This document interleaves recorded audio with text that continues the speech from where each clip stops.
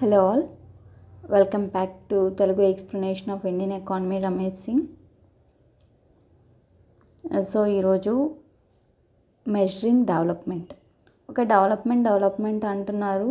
So ఈ డెవలప్మెంట్ని మనం ఎలా మెజర్ చేయాలి, ఏ ఫ్యాక్టర్స్ని తీసుకొని మనం డెవలప్మెంట్ ఉంది లేదు అని అనుకోవాలి అనే దాని గురించి దీంట్లో ఉంటుంది. సో ఇలానే లైన్ టు లైన్ ఎక్స్ప్లెయిన్ చేశానండి నేను అన్ని వీడియోస్లోనూ. చూడండి, మీకు చాలా టైం సేవ్ అవుతుంది అండ్ మీకు ఈజీగా అర్థమవుతుంది. మీ టైంని మీరు కరెంట్ ఆస్పెక్ట్స్కి వాడుకోవచ్చు. సో థియరీ మీకు ఈజీగా అర్థమయ్యేలాగా నేను మన లాంగ్వేజ్లో నేర్చుకుంటే బాగుంటుందని చెప్పి ఎక్స్ప్లెయిన్ చేస్తున్నాను. తెలుగు స్టూడెంట్స్కి చాలా బాగా ఉపయోగపడుతుంది. So our class starts.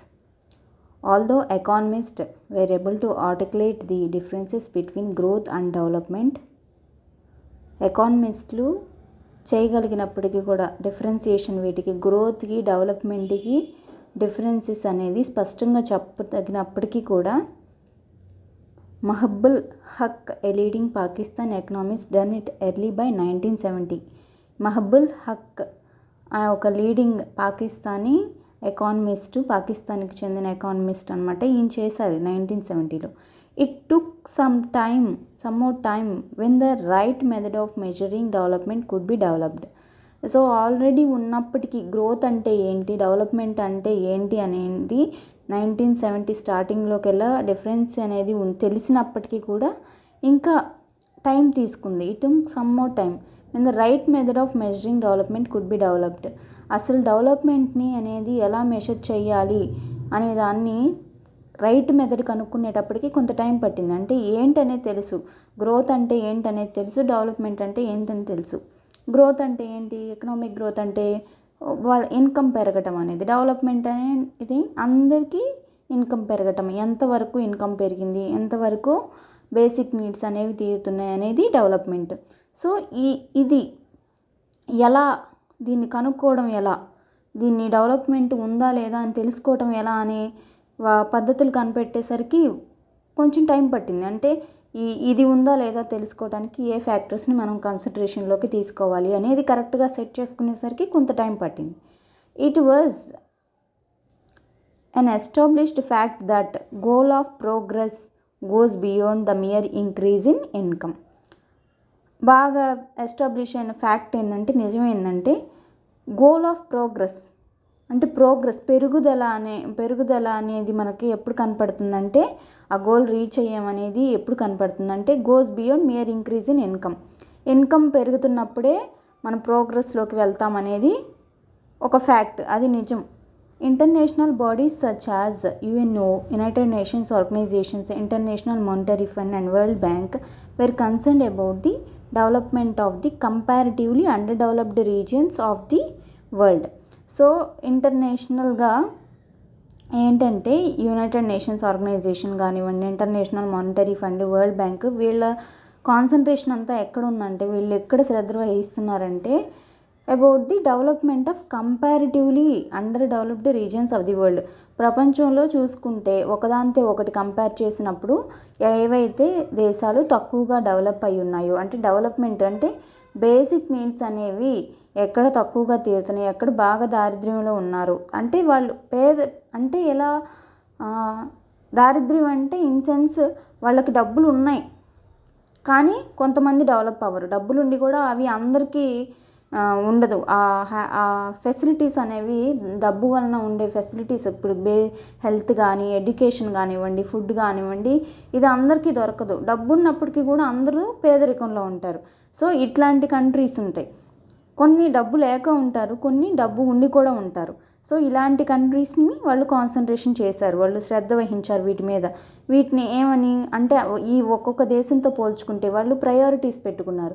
ఇప్పుడు కొన్ని దేశాలు తీసుకొని, ఈ దేశాలు ఇవి బాగానే ఉన్నాయి, వీటికి బాగానే సదుపాయాలు ఉన్నాయి, వీటికి లేవు, ఇక్కడ వీళ్ళందరికీ ఫుడ్, షెల్టర్, ఎడ్యుకేషన్ ఉంది, వీళ్ళకి లేదు, అట్లా లేని వాటి మీద కాన్సన్ట్రేట్ చేస్తారు. ఉన్నవి పక్కన పెట్టి లేని వాటి మీద వాళ్ళు కాన్సన్ట్రేషన్ చేస్తారు, శ్రద్ధ వహించారు వాటి మీద. But any attempt in this direction was only possible once there was a tool to know and measure the level of development in an economy and the determinants which could be considered as the traits of development. కానీ ఈ అటెంప్ట్లో అంటే తెలుసుకోవాలనుకుంటున్నారు ఏది develop అయింది ఏది develop అవ్వట్లేదు. But any attempt in this direction అంటే ఈ దశగా ఏ అటెంప్ట్ అయినా ఎప్పుడు సాధ్యమవుతుంది అంటే ఎప్పుడు తెలుసుకోగలరు వాళ్ళు. వాజ్ ఓన్లీ పాసిబుల్ ఎప్పుడు పాసిబుల్ అవుతుందంటే సాధ్యమయ్యేది ఎప్పుడంటే only there was a tool to know and measure. తెలుసుకోవడానికి ఒక సాధనం అనేది కావాలి, మనకు ఒక ఫ్యాక్టర్ అనేది కావాలి. ఇలా ఉంటే వీళ్ళు డెవలప్ అయినట్టు, ఇలా ఉంటే ఇది ఇంత శాతం ఉంటే వీళ్ళు డెవలప్ అయినట్టు, నో అండ్ మెజర్. ఈ ఫ్యాక్టర్ ఇంత శాతం ఉంటే వీళ్ళు డెవలప్ అయినట్టు, ఈ ఫ్యాక్టర్ ఇంత శాతం ఉంటే వీళ్ళు అంటే అన్ఎంప్లాయ్మెంట్ ఇంత ఉంటే వీళ్ళు డెవలప్ అయినట్టు, లేకపోతే ఫుడ్ ఇంతమందికి అందుతుంటే, షెల్టర్ ఇంతమందికి ఉంటే వీళ్ళు డెవలప్ అయినట్టు, ఎడ్యుకేషన్ ఇంత ఉంటే, లిటరసీ రేట్ ఇంత ఉంటే వీళ్ళు డెవలప్ అయినట్టు అని కొన్ని మనకి ఉండాలి, కొన్ని ఇండికేషన్స్ అనేది మనకు ఉండాలి. So the level of development in economy and the determinants which could be considered as the traits of development.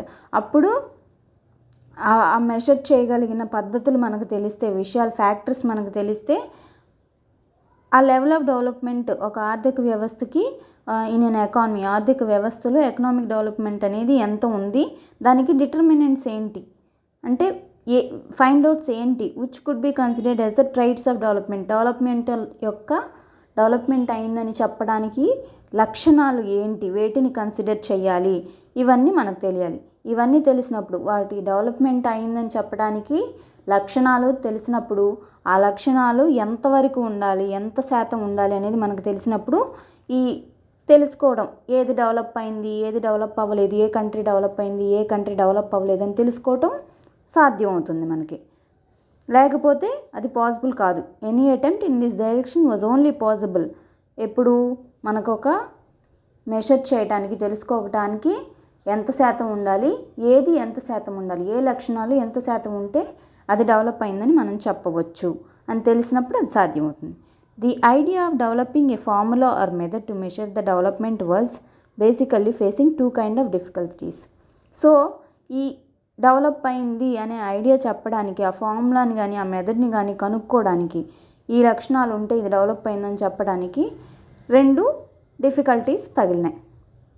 ఇది ఫిక్స్ చేసుకోవడానికి, ఇది కరెక్ట్ అని ఫిక్స్ చేసుకోవడానికి 2 డిఫికల్టీస్ అనేవి వచ్చాయి. అవేంటంటే at one level it was difficult to define as to what constitutes development. ఒక లెవెల్లో ఏంటంటే ఏమైతే డెవలప్మెంట్ అయినట్టు, ఎలాంటివి అమర్చుకున్నప్పుడు, ఎలాంటివి భాగంగా ఉన్నప్పుడు ఒక ఎకానమీలో అది డెవలప్ అయినట్టు.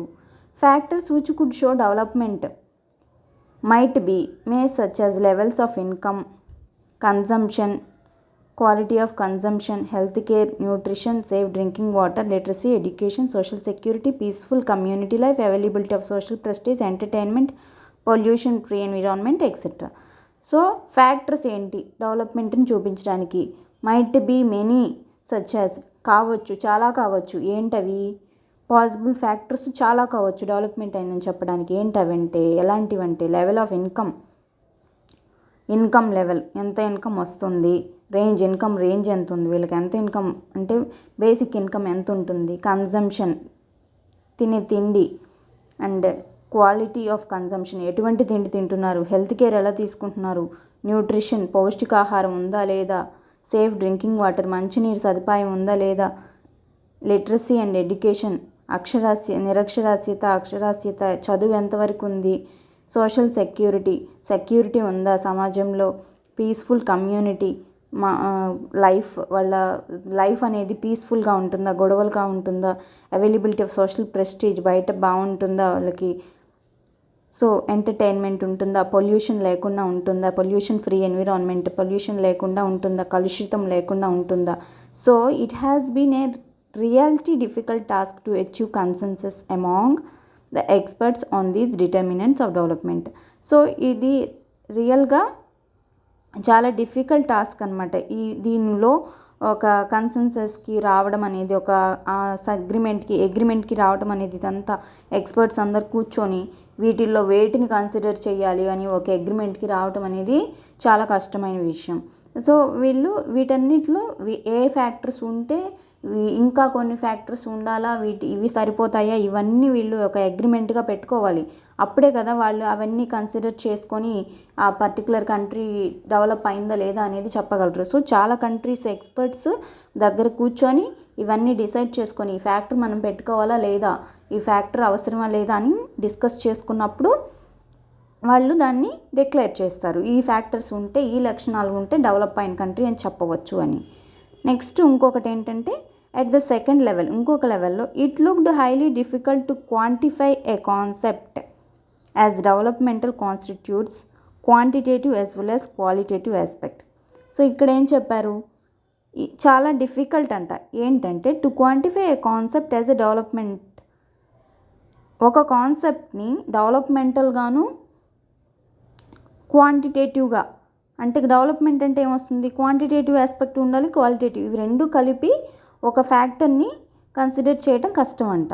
It is easy to compare qualitative aspects, qualitative ఆస్పెక్ట్స్ని కంపేర్ చేయడం ఈజీనే, such as beauty, taste etcetera. అంటే ఎలా క్వాలిటేటివ్ ఆస్పెక్ట్స్ని కంపేర్ చేయడం అంటే తన అందము ఇట్లాంటివి కంపేర్ చేయడం ఈజీనే. అంటే దీని టేస్ట్ బాగుంది, దానికంటే దీని టేస్ట్ బాగుందని చెప్పటం ఈజీనే. కానీ but to measure them we don't have any measuring scale. అంటే ఇక్కడ ఏం చెప్తున్నారంటే దీనికంటే ఇది బాగుంది, టేస్ట్గా ఉంది, ఒక ఫుడ్ ఐటమ్ ఉంది, దీనికంటే ఇది టేస్ట్గా బాగుంది అని చెప్పటం easy. But to measure them we don't have any measuring scale. కానీ ఎంత బాగుంది అని చెప్పడానికి మనకి మెజరింగ్ స్కేల్ అనేది ఏమి ఉండదు అని చెప్తున్నారు. సో ఈ విధంగా వీళ్ళు క్వాంటిటీని మెజర్ చేయటం అంటే ఒక క్వాంటిటీని మెజర్ చేయటం ఈజీనే, కానీ క్వాంటిటీ క్వాలిటీ ఒకే దాంట్లో చెప్పటం ఎలా. But it is easy to compare qualitative aspects such as beauty, taste compare చేయటం కూడా ఈజీనే. క్వాలిటీ ఆస్పెక్ట్ అనేది కంపేర్ చేయడం, ఒకదానికి ఒకటి, దీనికంటే ఇది బాగుంది, ఇది బాగలేదు అని చెప్పడం ఈజీనే, కానీ ఎంత బాగుందని చెప్పడం ఎట్లా. అంటే ఒక కంట్రీ అనేది ఇది ఉంటే బాగుంటుంది, ఇది ఉంటే బాగుంటుంది అని చెప్పడము కష్టము. డెవలప్మెంట్ అంటే ఇవి రెండు, ఈ ఆస్పెక్ట్ ఇది ఉంటే డెవలప్మెంట్ క్వాంటిటీ ఉంటుంది, క్వాలిటీ ఉంటుంది అని చెప్పటము కష్టమైంది. ఇంకొకటి ఏంటంటే ఈ క్వాలిటీని మెజర్ చేయటం ఎట్లా అనేది, క్వాలిటీ అనే ఆస్పెక్ట్కి వచ్చేసరికి అంటే సపోజ్ అంటే వాళ్ళ బెటర్గా ఉన్నారు వాళ్ళని చెప్పాలి, ఎంత బెటర్గా ఉన్నారు అనేది ఎలా చెప్పాలి. సో వాళ్ళు ఆ క్వాలిటీ అనేది మెజర్ చేయడం ఎలా అనే దానిలో కొంచెం ఇబ్బంది పడ్డారు, వాళ్ళకి అది డిఫికల్ట్గా అనిపించింది. So next topic human development index, ఒక వీడియోలోనే చేస్తాను. సో ఏదన్నా మీకు అర్థం కాని విషయం ఏదన్నా ఉంటే నాకు కామెంట్లో పెట్టండి. ఇక్కడ ఏం లేదండి, వెరీ సింపుల్.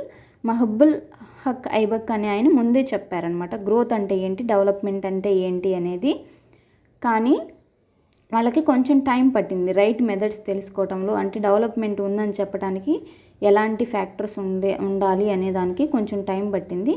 అంటే ఇన్కమ్ ఉండాలి అనేది వాస్తవం, కానీ World Bank, United Nations organisations, International Monetary Fund వీళ్ళు ఏం చేశారంటే వీళ్ళు కాన్సన్ట్రేట్ చేశారు అండర్ డెవలప్డ్ రీజియన్స్ మీద.